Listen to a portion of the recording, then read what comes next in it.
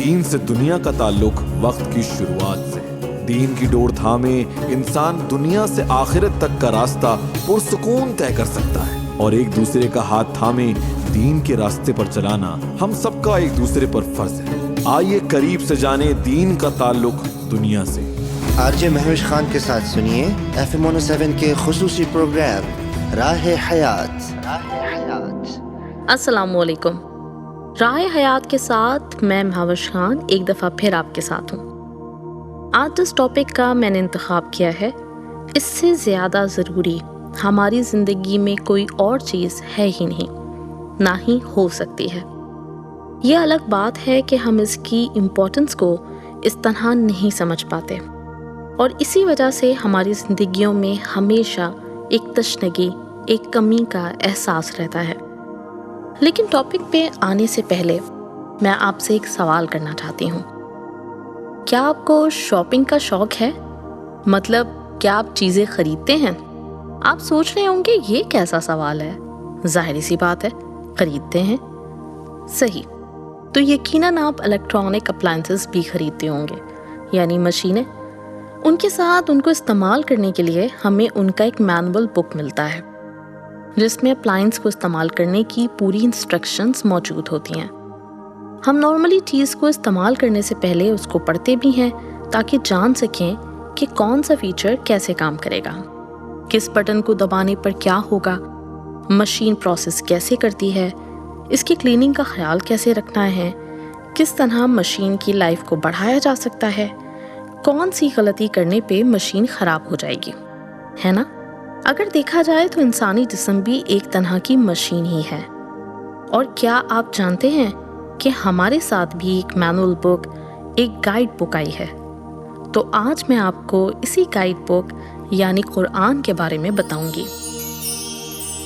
جیسے مشین کو مینوفیکچر کرنے والی کمپنی اس کو استعمال کرنے کا صحیح طریقہ بتاتی ہے، کیونکہ انہوں نے اسے بنایا ہوتا ہے، بالکل اسی طرح ہمیں بنانے والے رب نے ہمارے لیے ہمیں قرآن دیا، جو کہ ہماری زندگی میں ہمارے لیے ہدایت یعنی گائیڈنس کے لیے ہے۔ ہم خود کو اتنا بہتر نہیں جانتے جتنا ہمارا رب ہمیں جانتا ہے۔ ہم کیسے بہتر زندگی گزاریں گے، ہماری کلیننگ یعنی روح کی پاکیزگی کیسے ممکن ہے، ہم اپنی پیدائش کا مقصد کیسے جان پائیں گے، ہماری تاریخ یعنی ہسٹری کیا ہے، دنیا میں کیسے کیسے معاملات سے ہمارا واسطہ پڑے گا، ہمیں بنانے والا ہم سے کیا چاہتا ہے، لوگوں کے ساتھ ہمارا سلوک کیسا ہو، کائنات میں بکھرا علم کیسے سمیٹنا ہے، کاروبار، احکامات، شریعت، یہاں تک کہ سائنس، حساب، ہر چیز ہماری گائیڈنس بک قرآن میں موجود ہے۔ آپ نے شاید کبھی فوڈ فیکٹری لی ہو اور اس کی مینول بک پڑھنا بھول گئے ہوں، اور کافی عرصے بعد اتفاقاً آپ کو پتہ چلا ہو کہ اس میں تو یہ فیچر بھی تھا اور آپ کو پتہ ہی نہیں چلا۔ بالکل اسی طرح ہماری زندگیوں میں بہت سی پریشانیوں، الجھنوں، سوالات کا جواب قرآن میں موجود ہے، لیکن ہماری کوتاہی اور غفلت کی وجہ سے ہم ان سوالات کے جواب نہیں حاصل کر پاتے۔ اگر ہم قرآن کو سمجھ کر پڑھ لیتے تو جانتے کہ قرآن ہمیں کیسے کیسے گائیڈ کر رہا ہے۔ تو آج ہم یہی جاننے کی کوشش کریں گے کہ قرآن سے ہدایت کیسے لینی ہے۔ ہدایت کو انگلش میں گائیڈنس یعنی ڈائریکشن کہتے ہیں، اردو میں رہنمائی۔ اب دیکھنا سب سے پہلے یہ ہے کہ قرآن ہماری کہاں کہاں رہنمائی کرتا ہے۔ قرآن میں اللہ کا دعویٰ ہے کہ دنیا میں کوئی چیز، کوئی علم ایسا نہیں جس کی رہنمائی قرآن نہ کر رہا ہو۔ سورہ اسراء کی آیت نمبر 41 میں اللہ تعالیٰ فرماتے ہیں، وَلَقَدْ صَرَّفْنَا فِي هَذَا الْقُرْآنِ لِيَذَّكَّرُوا وَمَا يَزِيدُهُمْ إِلَّا نُفُورًا، اور ہم نے اس قرآن میں طرح طرح سے وضاحتیں کی ہیں تاکہ لوگ ہوش میں آئیں، مگر یہ لوگ ہیں کہ اس سے ان کے بدکنی ہی میں اور اضافہ ہو رہا ہے۔ اسی طرح سورہ اسراء کی ایک اور آیت میں اللہ تعالیٰ فرماتے ہیں، وَلَقَدْ صَرَّفْنَا لِلنَّاسِ فِي هَذَا الْقُرْآنِ مِنْ كُلِّ مَثَلٍ فَأَبَى أَكْثَرُ النَّاسِ إِلَّا كُفُورًا۔ اور ہم نے انسانوں کی بھلائی کے لیے اس قرآن میں ہر قسم کی حکمت کی باتیں طرح طرح سے بیان کی ہیں، پھر بھی اکثر لوگ انکار کے سوا کسی اور بات پر راضی نہیں ہیں۔ اللہ فرماتے ہیں کہ ہم نے اس قرآن میں لوگوں کے سمجھنے کے لیے ہر طرح سے مثالیں بیان کر دی ہیں۔ سورہ اسرا ہی کی آیت نمبر 106 میں ارشاد الہی ہے، وَقُرْآنًا فَرَقْنَاهُ لِتَقْرَأَهُ عَلَى النَّاسِ عَلَى مُكْثٍ وَنَزَّلْنَاهُ تَنزِيلًا۔ اور ہم نے قرآن کے جدا جدا حصے بنائے تاکہ تم اسے ٹھہر ٹھہر کر لوگوں کے سامنے پڑھو، اور ہم نے اسے تھوڑا تھوڑا کر کے اتارا ہے۔ قرآن کو ہم نے تھوڑا تھوڑا کر کے اس لیے اتارا کہ اسے بمہلت لوگوں کو سنائیں، اور ہم نے خود بھی اسے بتدریج نازل فرمایا۔ وَكَذَلِكَ أَنزَلْنَاهُ قُرْآنًا عَرَبِيًّا وَصَرَّفْنَا فِيهِ مِنَ الْوَعِيدِ لَعَلَّهُمْ يَتَّقُونَ أَوْ يُحْدِثُ لَهُمْ ذِكْرًا۔ اور ہم نے اسی طرح یہ وحی ایک عربی قرآن کی شکل میں نازل کی ہے، اور اس میں تنبیہات کو طرح طرح سے بیان کیا ہے تاکہ لوگ پرہیزگاری اختیار کریں، یا یہ قرآن ان میں کچھ سوچ سمجھ پیدا کرے۔ حضور اکرم صلی اللہ علیہ وسلم کی عمر جب 40 کے قریب ہوئی تو انہوں نے کائنات پہ اور اس کے بنانے والے پہ اپنی پیدائش، مقصد حیات اور حقیقی خدا کو تلاش کرنے کے لیے غور و فکر شروع کر دیا تھا۔ حضور اکرم صلی اللہ علیہ وسلم غار حرا، جسے جبل نور بھی کہا جاتا ہے، پہ تشریف لے جاتے اور دنوں وہیں قیام کرتے، تنہائی میں سوچ بچار کرتے۔ جب آپ کی عمر 40 سال ہوئی تو بالآخر جبرائیل علیہ السلام آپ صلی اللہ علیہ وسلم کے پاس تشریف لائے اور قرآن پاک کی آیت اقرا بسم ربک پڑھنے کو کہا۔ اقرا یعنی پڑھ اپنے رب کے نام سے۔ یوں وحی یعنی نزول قرآن کا سلسلہ شروع ہوا، اور 23 سال کے عرصے میں آہستہ آہستہ قرآن نازل ہوتا گیا۔ ایک آیت نازل ہوتی، صحابہ کرام اسے یاد کرتے، اسے سمجھتے، اس کو اپنی زندگی میں شامل کرتے، اس کے مطابق اپنے اعمال ڈھالتے، اس پہ غور و فکر کرتے رہتے، جبکہ قرآن ان کی اپنی زبان میں نازل ہو رہا تھا۔ کہا جاتا ہے کہ حضرت ابو بکر رضی اللہ تعالیٰ عنہ نے صرف سورہ بقرہ سمجھنے میں 7 سال لگائے۔ قرآن پاک 30 سپاروں اور 114 سورتوں پہ مشتمل ہے۔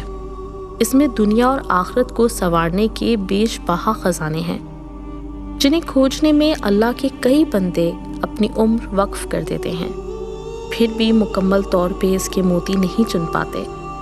یہ علم کا نہ ختم ہونے والا خزانہ ہے، جو تلاش کرے گا اور جتنا کرتا چلا جائے گا، قرآن اس کو مزید سے مزید آگاہی عطا کرتا جائے گا۔ آج دیکھیں تو ہمارا معمول ہے کہ ہم 4 سال کی عمر میں بچے کی بسم اللہ کرتے ہیں، اور وہ جب قرآن مکمل کر لیتا ہے تو رمضان ہی قرآن پڑھ لیا تو پڑھ لیا، کبھی سمجھنے کی توفیق ہمیں نہیں ہوتی۔ اگر کبھی کوئی کہے کہ قرآن کو سمجھ کر پڑھنا چاہیے تو ہمیں لگتا ہے کہ پتہ تو ہے، نماز پڑھنی ہے، زکوٰۃ دینی ہے، روزہ رکھنا ہے، حرام نہیں کمانا، اور کیا جاننا ہے، اتنا کافی ہے۔ ویسے بھی ہمارے یہاں ایک قول بہت عام ہے، آگاہی عذاب ہے، نہ جاننے میں ہی غنیمت ہے۔ دل کے بہلانے کو یہ خیال اچھا ہے غالب، لیکن یہاں معاملہ بالکل الٹا ہے۔ ہمارے ایکسکیوزز شاید آخرت میں ہمیں نہ بچا پائیں۔ کتنی عجیب بات ہے، قرآن کہتا ہے لوگ غور و فکر نہیں کرتے، اور ہم کہتے ہیں کہ زیادہ نہ جاننا ہی بہتر ہے۔ کچھ لوگوں کا ماننا یہ بھی ہے کہ قرآن آپ خود نہیں سمجھ سکتے، اگر خود سمجھنے کی کوشش کریں گے تو بھٹک جائیں گے، کوئی استاد ہونا چاہیے۔ کیا واقعی ایسے ہے؟ تو جواب ہے نہیں۔ ہاں، ہم مختلف تفاسیر کی کتابوں سے مدد لے سکتے ہیں، لیکن قرآن سمجھنے کے لیے پڑھنا ہمیں قرآن ہی پڑے گا۔ آپ جتنا قرآن سمجھتے جائیں، آپ کو احساس ہوگا کہ آپ نے تو اب تک سمندر میں سے ایک قطرہ بھی نہیں سمیٹا۔ قرآن کا بنیادی موضوع عقیدہ ہے، اللہ پر مکمل یقین و ایمان، اس کے رسولوں، فرشتوں پر ایمان، اللہ کی طرف سے نازل کی گئی کتابوں پہ ایمان، تقدیر اور قیامت کے دن پر ایمان۔ ان عقائد پر ایمان رکھنے سے ہماری زندگی کے بہت سے معاملات آسان ہو جاتے ہیں۔ اللہ کے علاوہ کسی اور طاقت سے خوفزدہ نہیں ہونا، انبیاء کرام اور آسمانی کتابوں سے استفادہ ہمیں مکمل رہنمائی دے گا۔ سینس آف رسپانسبلٹی کہ میرے اور آپ کے ہر عمل کو لکھنے پر فرشتے مامور ہیں، ان سے ہمارا کوئی برا عمل بچ نہیں سکتا۔ ہماری تقدیر لوح محفوظ پر ہماری پیدائش سے بھی کئی لاکھوں سال پہلے لکھ دی گئی، لہٰذا یہ یقین غیر ضروری پریشانیوں سے بچا لیتا ہے۔ اور پھر سینس آف اکاؤنٹیبلٹی، اس دنیا میں کیے گئے ایک عمل کا حساب روز قیامت دینے کا احساس ہمیں قرآن میں موجود ان عقائد کے ذریعے ملتا ہے، اور اگر ہم ان عقائد پہ پختہ ہوں تو کافی حد تک سیدھے راستے کا انتخاب کر پاتے ہیں۔ پھر قرآن ہمیں اسلام سے وابستگی کا جذبہ دیتا ہے، اللہ کی محبت، اس کی رضا میں راضی رہنا کہ وہ ہم سے اتنی محبت کرتا ہے کہ ہمارے ساتھ کچھ غلط ہوگا ہی نہیں۔ اگر ہم اس کے فیصلے مانیں، اس کی رضا پہ راضی ہوں، تو دنیا میں ہمارے لیے خوشی ہی خوشی ہے، آسانیاں ہی آسانیاں ہیں، ہر طرف احساس سکون ہے، عافیت کا احساس ہے، کیونکہ ہم قرآن پڑھ کر جان پاتے ہیں کہ ہمارا رب ہی ہمارا محافظ ہے، وہی ہمیں شفا بخشتا ہے، اور اس کتاب میں ہی شفا ہے۔ سورہ اسراء کی آیت نمبر 82 میں اللہ تعالیٰ فرماتے ہیں، وَنُنَزِّلُ مِنَ الْقُرْآنِ مَا هُوَ شِفَاءٌ وَرَحْمَةٌ لِّلْمُؤْمِنِينَ وَلَا يَزِيدُ الظَّالِمِينَ إِلَّا خَسَارًا۔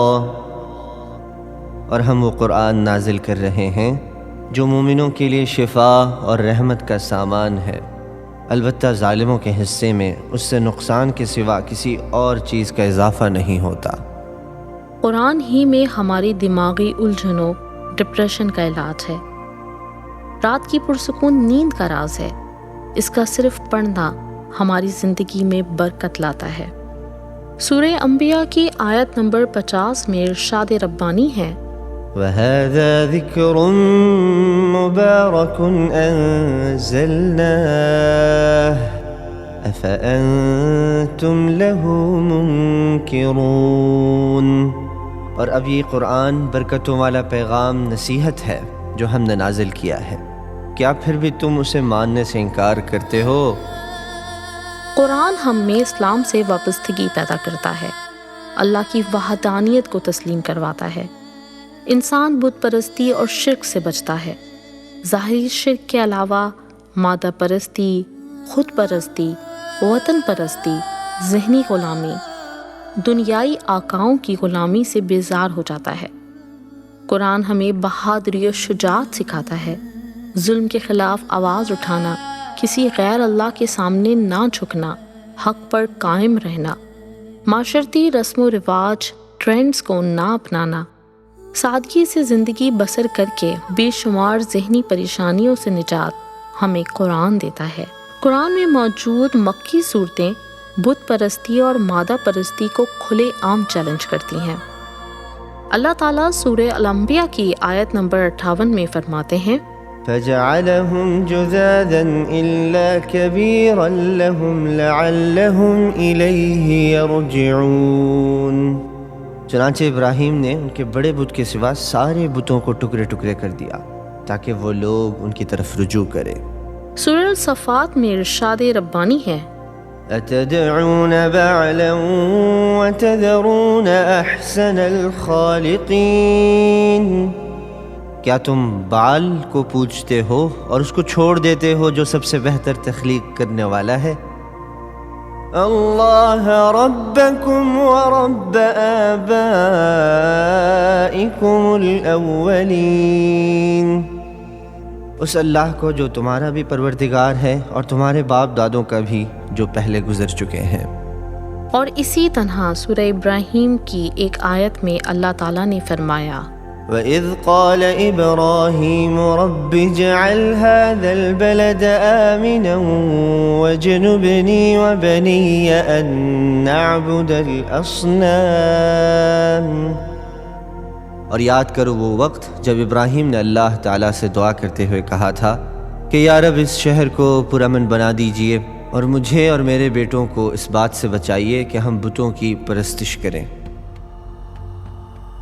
قرآن کا ایک اور موضوع ہے عبادات، جن میں 5 پلرز یعنی توحید، نماز، روزہ، زکوٰۃ، حج کے احکامات، ان کی پابندی اور اہمیت، ان کی ادائیگی کا طریقہ کار، فرضیت، ان سب کے بارے میں مکمل رہنمائی دی گئی ہے۔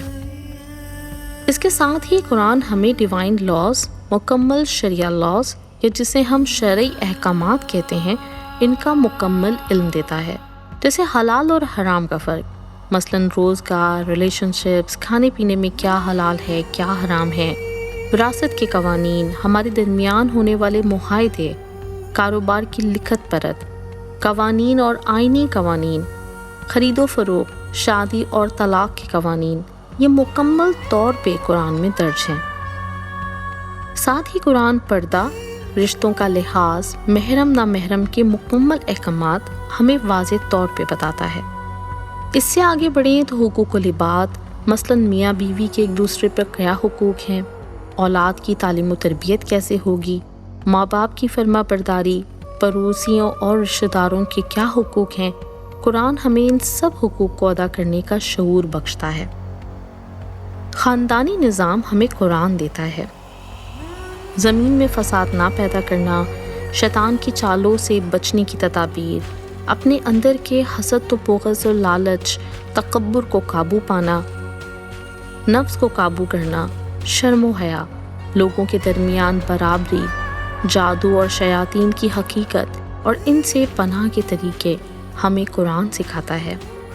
لوگوں اور جانداروں سے صلہ رحمی، شفقت، نرمی سے پیش آنا، دھوکہ دہی، جھوٹ، بے ایمانی سے بچنا، سچ گوئی، دیانت داری، سخاوت، تشکر، لوگوں کو معاف کرنا، مہربانی، شائستگی، عاجزی اور صبر و ہمت قرآن کا پیغام ہے۔ مال کمانے اور خرچ کرنے کے بارے میں ہدایات، فضول خرچی، کنجوسی سے بچنا، ذخیرہ اندوزی، دھوکہ دہی کی مذمت کرتا ہے، یتیم و مسکین کے سر پر ہاتھ رکھنا، ان کا حق نہ کھانا، بیوہ اور طلاق یافتہ کی اعانت داری، فلاحی معاشرے کا تصور، کسی کے ناحق قتل کی مذمت، سود سے بچنا، ان سب کا علم ہمیں قرآن دیتا ہے۔ حق کی راہ میں جہاد، انصاف کے لیے جد و جہد، ظلم پہ ظالم کو للکارنا ہمیں قرآن سکھاتا ہے۔ قرآن انسان میں بہادری و شجاعت کا جذبہ پیدا کرتا ہے، زندگی کے مختلف امتحانوں کا سامنا کرنا، بیماری، جنگ، مشکل حالات کا سامنا استقامت سے کرنے میں رہنمائی کرتا ہے، تو امن قائم کرنے کی ہدایت قرآن میں موجود ہے۔ لقد كان في قصصهم عبرة لأولي الألباب ما كان حديثا يفترى ولكن تصديق الذي بين يديه وتفصيل كل شيء وهدى ورحمة لقوم يؤمنون۔ یقیناً ان کے واقعات میں عقل و ہوش رکھنے والوں کے لیے بڑا عبرت کا سامان ہے۔ یہ کوئی ایسی بات نہیں ہے جو جھوٹ موٹ گھڑ لی گئی ہو، بلکہ اس سے پہلے جو کتابیں آ چکی ہیں ان کی تصدیق ہے اور ہر بات کی وضاحت، اور جو لوگ ایمان لائیں ان کے لیے ہدایت اور رحمت کا سامان۔ مختلف پیغمبروں کے قصے ہمیں رول ماڈل دیتے ہیں، ان کی آزمائشیں اور مصیبتیں ہمیں ہمت دیتی ہیں، ان کی کامیابیاں ہمیں یقین دیتی ہیں۔ کبھی آپ نے سوچا دنیا میں کوئی 8,000 سے زائد زبانیں بولی جاتی ہیں، پھر اللہ نے قرآن کے لیے عربی کا ہی انتخاب کیوں کیا؟ عربک دراصل ایک بہت کمپلیکس لینگویج ہے، اس کے ایک ایک لفظ کے بے تحاشا مطلب نکلتے ہیں، تو ایک چھوٹی سی آیت کا مختلف لوگ مختلف مطلب اخذ کر سکتے ہیں۔ 30 سپاروں پہ مشتمل 114 صورتیں اپنے اندر دنیا جہان کا علم سمیٹے ہوئے ہیں۔ قرآن کو لنگوسٹک میریکل کہا جاتا ہے۔ اللہ نے بارہا کفار کو کھلا چیلنج دیا کہ اس جیسی کوئی ایک آیت بنا کر دیکھو، لیکن ایسا ممکن نہیں۔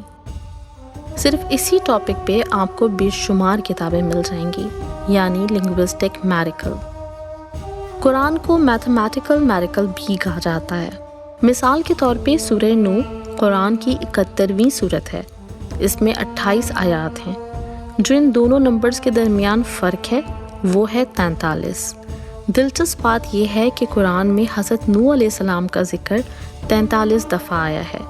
سورہ نوح کے بعد قرآن کی سورتوں کی تعداد بھی 43 ہے، اور ان سورتوں میں حضرت نوح علیہ السلام کا ایک بار بھی ذکر نہیں۔ یہ حقیقت اور انٹرسٹنگ ہو جاتی ہے جب آپ کو پتہ چلتا ہے کہ سورہ نوح سے پہلے کی 43 سورتوں میں حضرت نوح علیہ السلام کا کوئی ذکر نہیں۔ قرآن پاک کی 28 سورتوں میں حضرت نوح علیہ السلام کا ذکر ہے۔ اور سورہ نوح میں آیات کتنی ہے؟ جی 28۔ یہ میں نے آپ کو صرف ایک مثال دی ہے۔ پھر آ جاتے ہیں ہسٹری پہ۔ قرآن نہ صرف بنی نوع انسان کی تاریخ کے اہم واقعات بتاتا ہے، بلکہ کائنات کی تاریخ کے بارے میں بھی بات کرتا ہے۔ مختلف قوموں کی تاریخ، ان کا عروج و زوال، ان کی غلطیاں ہمارے لیے مثال، عبرت کے طور پہ بیان کی گئی ہیں۔ ان سارے تاریخی واقعات کی شہادت آئے دن آرکیولوجیکل ایکسپیڈیشن دیتی رہتی ہیں۔ ان کا رہن سہن، ان کے حالات، ان کی تباہی کی وجہ، ان کو ملنے والی سزائیں، ان سے قرآن ہمیں وارن کرتا ہے کہ ہم سنبھل جائیں، ہم وہ غلطیاں نہ دہرائیں۔ کبھی سوچا ہے یہ کتنا بڑا احسان کیا ہے ہمارے رب نے ہم پر عموماً لوگوں کے ذہن میں قرآن میں موجود علم کی حد بس فرائض اور احکامات کی حد تک ہوتی ہے، یعنی نماز، روزہ، زکوٰۃ، حج، حلال حرام، نکاح، طلاق کے معاملات، طہارت، پاکیزگی، پردہ، شریعت کے احکامات، جبکہ قرآن کا علم بہت بہت وسیع ہے۔ قرآن ہمیں کائنات میں بکھری اللہ کی بے شمار نشانیوں کے بارے میں غور و فکر کی دعوت دیتا ہے۔ ہمارے ارد گرد بکھرے فزکس، کیمسٹری کی لاتعداد نشانیاں جو زمین و آسمان، ستاروں، سیاروں، کہکشاؤں، وقت اور مکان کی قید سے آگے پھیلی ہیں، سمندر کی گہرائیوں، آسمان میں اڑتے پرندوں، خود ہماری اپنی ذات، ہمارے ڈی این اے، بلڈ سیلز، ہماری تخلیق میں چھپی نشانیوں پہ غور و فکر۔ اللہ قرآن میں ہمیں ہماری تخلیق، پھر موت، پھر دوبارہ زندہ کر دینے پہ غور و فکر کی دعوت دیتا ہے۔ بلا شبہ اس وقت دنیا میں موجود تمام سائنسی کانسیپٹس کی بنیاد قرآن نے ہی فراہم کی۔ سائنس کی، میتھس کی بنیاد رکھنے والے، بنیادی اصول بتانے والے اولین سائنٹسٹ اور انوینٹرز مسلمان ہی تھے۔ اور پھر قرآن کا ایک اور احسان، قرآن ہمیں دعا مانگنا، اللہ سے مدد طلب کرنے کا علم عطا کرتا ہے۔ قرآن میں موجود انبیاء کرام کی دعائیں ہمیں دعا مانگنے کا صحیح طریقہ، اللہ کا قرب حاصل کرنے کا طریقہ بتاتی ہیں۔ قرآن کی تفاسیر 1450 سال سے لکھی جا رہی ہیں اور قیامت تک لکھی جاتی رہیں گی۔ جب اللہ کہتا ہے یہ ہدایت ہے تو یہ قیامت تک آنے والے ہر واقعے کے لیے ہدایت ہے، رہنمائی ہے۔ آپ جتنا قرآن سمجھتے جائیں گے آپ کو لگے گا کہ آپ نے تو سمندر سے قطرہ بھی حاصل نہیں کیا۔ اس ایک کتاب سے نکلنے والی ہزاروں لاکھوں علوم کی بے شمار برانچز کو مکمل طور پہ کور کرنا ناممکن ہے، لیکن پھر بھی یہ میرا اور آپ کا فرض ہے کہ جب اس کتاب کو پڑھیں تو اسے غور سے ہدایت حاصل کرنے کے لیے پڑھیں۔ یہ کتاب آپ کی زندگی کے ہر ایک شعبے میں آپ کی مدد کرے گی، آپ کی بصیرت، آپ کی معاملہ فہمی، آپ کی حکمت میں اضافہ کرے گی۔ کوشش کریں کہ اس کو اس کی اصل زبان یعنی عربک میں سیکھ پائیں۔ یقیناً آپ نے حضرت عمر رضی اللہ عنہ کا وہ واقعہ ضرور سنا ہوگا جب وہ طیش میں نکلے تھے اور حضور اکرم صلی اللہ علیہ وسلم کی جان لینے کے در پہ تھے، لیکن پھر انہوں نے اپنی بہن اور بہنوئی کو قرآن کی تلاوت کرتے سنا اور ان کا دل بدل گیا۔ ان کے دل پہ پتہ ہے قرآن نے وہ اثر کیوں کیا تھا؟ جو جان لینے نکلے تھے اسی وقت حضور اکرم صلی اللہ علیہ وسلم کے دربار میں حاضر ہو کے اللہ پر ایمان لے آئے، کیونکہ انہوں نے قرآن کی تلاوت کو اس کی اصل زبان میں سنا تھا۔ آج ہمارے دلوں پہ قرآن کا اثر اس طرح اس لیے نہیں ہو پاتا کہ ہم اللہ کی زبان میں براہ راست اللہ کی گفتگو نہیں سنتے، بلکہ انسان کے کیے ترجمے سنتے ہیں، اور عربی میں تلاوت سنتے بھی ہیں تو سمجھ نہیں پاتے۔ حضرت علی رضی اللہ عنہ کہا کرتے تھے، جب میرا دل چاہتا ہے کہ میں اللہ سے بات کروں تو میں نماز پڑھتا ہوں، اور جب میرا دل چاہتا ہے کہ اللہ مجھ سے بات کرے تو میں قرآن پڑھتا ہوں۔ کائنات کا مالک آپ سے بات کرنا چاہتا ہے، کیا آپ کے پاس اتنا وقت ہے کہ اس کی بات سن سکیں؟ یہ سوال آپ کو اپنے آپ سے کرنا ہے۔ میں نے اس مختصر وقت میں ایک چھوٹی سی کوشش کی ہے۔ میں جانتی ہوں کہ میں حق ادا نہیں کر پائی، کیونکہ میں حق ادا کر ہی نہیں سکتی۔ قرآن کو ہم جتنا پڑھتے جائیں گے، جتنا سمجھتے جائیں گے، اتنا ہی فیضیاب ہوتے جائیں گے، اتنی ہی قرآن ہماری پیاس بڑھاتا جائے گا۔